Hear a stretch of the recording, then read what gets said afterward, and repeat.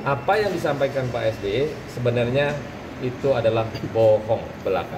Janji Partai Demokrat merasa dikhianati oleh Partai Nasdem, terus Ketua Majelis Tingginya Susilo Bambang Yudhoyono mau dilaporin nih sama Partai Nasdem. Tapi pas sampai Bareskrim Polri, utusan Partai Nasdem ini nggak jadi ngelaporin SBY. Gue bingung kok bisa gitu. Jadi gini cerita gue dari lapangan.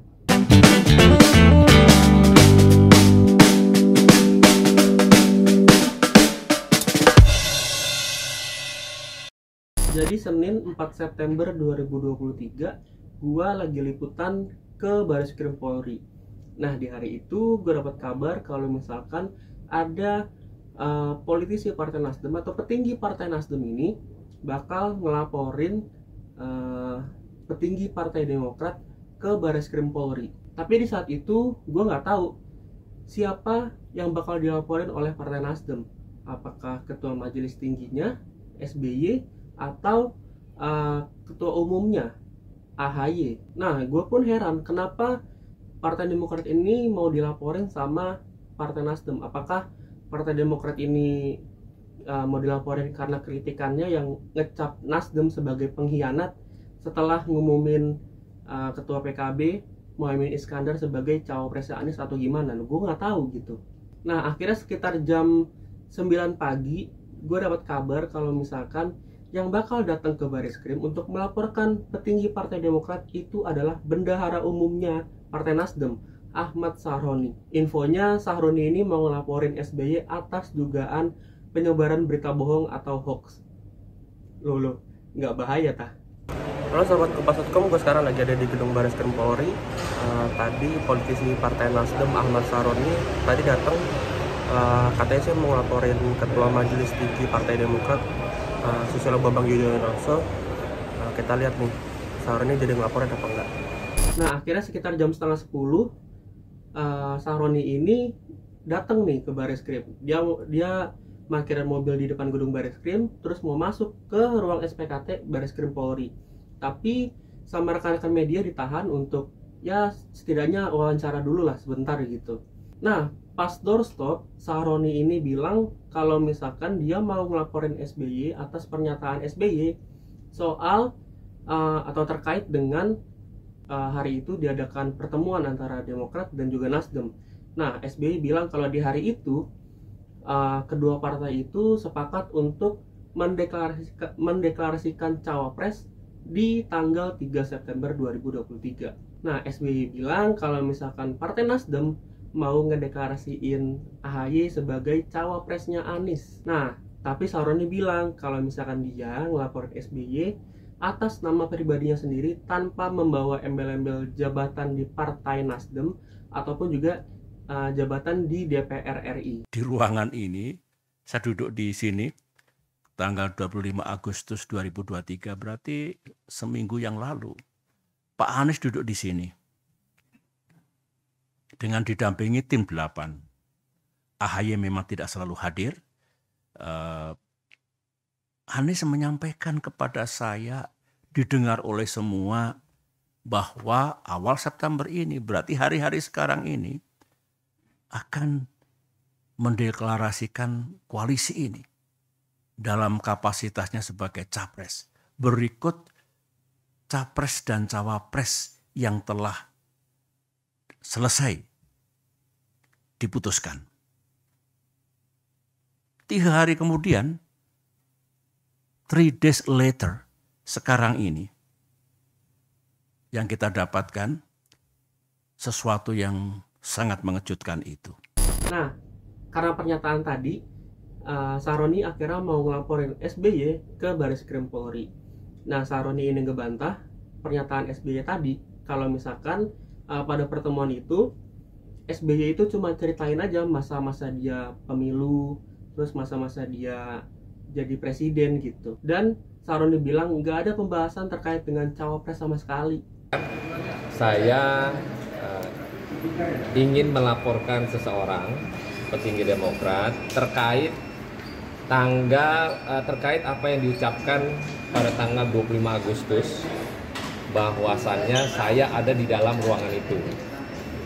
mengklarifikasi apa yang disampaikan oleh Pak SBY bahwa Anies AHY akan dideklarasikan awal September.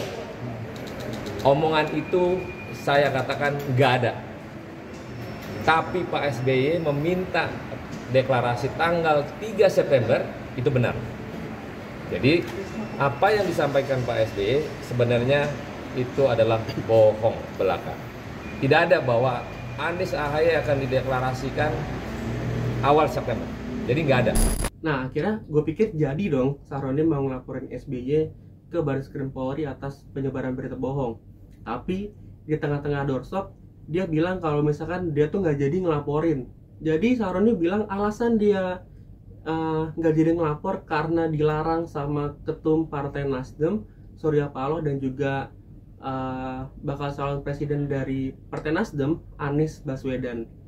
Tapi tadi saya di jalan menelepon ketua umum bahwa saya akan melakukan pelaporan. Tapi Pak Surya memerintahkan kepada saya untuk tidak boleh melaporkan yang bersangkutan. Jadi saya ini sebenarnya udah siap, udah melaporkan. Tapi tadi perintah ketua umum untuk tidak boleh melaporkan yang bersangkutan. Kebetulan tadi Pak Anies juga me-WhatsApp saya untuk meminta juga yang sama.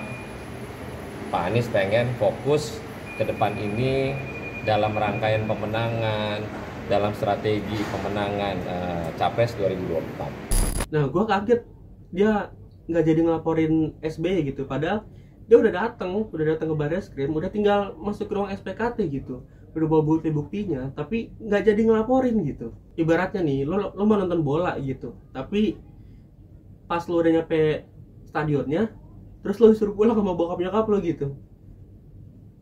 Aneh. Nah, nggak cuma ngebahas soal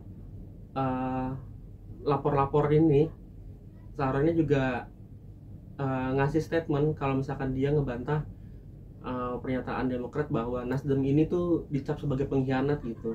Soalnya Sahroni ini ngebeberin kalau misalkan Anies sempat nelpon AHY untuk setidaknya ngabarin lah kalau misalkan dia mau ngumumin cawapresnya dia itu adalah Caimin. Jadi Pak Anies telepon, nggak diangkat sama AHY.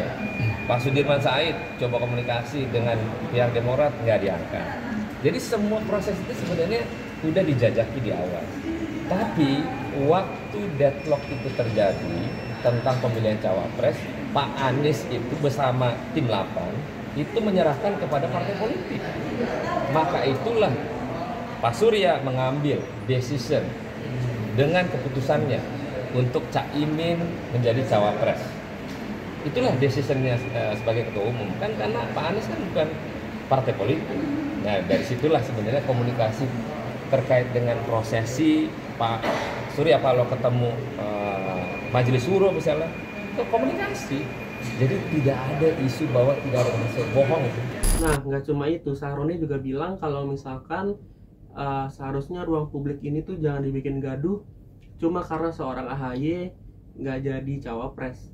Nah, Sahroni bilang kalau misalkan AHY nggak jadi cawapresnya Anies, ya emang belum rezeki aja gitu. Dan Sahroni malah nyaranin AHY untuk ya sabar-sabar lah nunggu di tahun 2029. Siapa tahu kata Sahroni AHY bisa aja nyapres gitu di 2029. Ya kan namanya belum rezeki, belum garis tangan. Kan AHY sama saya umurnya sama, masih ada ruang 2029 lagi sebagai capres nanti kan why not. Jadi kita pengen bahwa hubungan antar komunikasi di publik ini selayaknya yang adem-adem lah, agar proses politik ke depan capres-capres yang sudah ada, yang tinggal daftar, berperang secara arif dan bijak. Nah, abis doorstop kelar, Sahroni ini beneran keluar gitu dari Barreskrim, langsung cabut.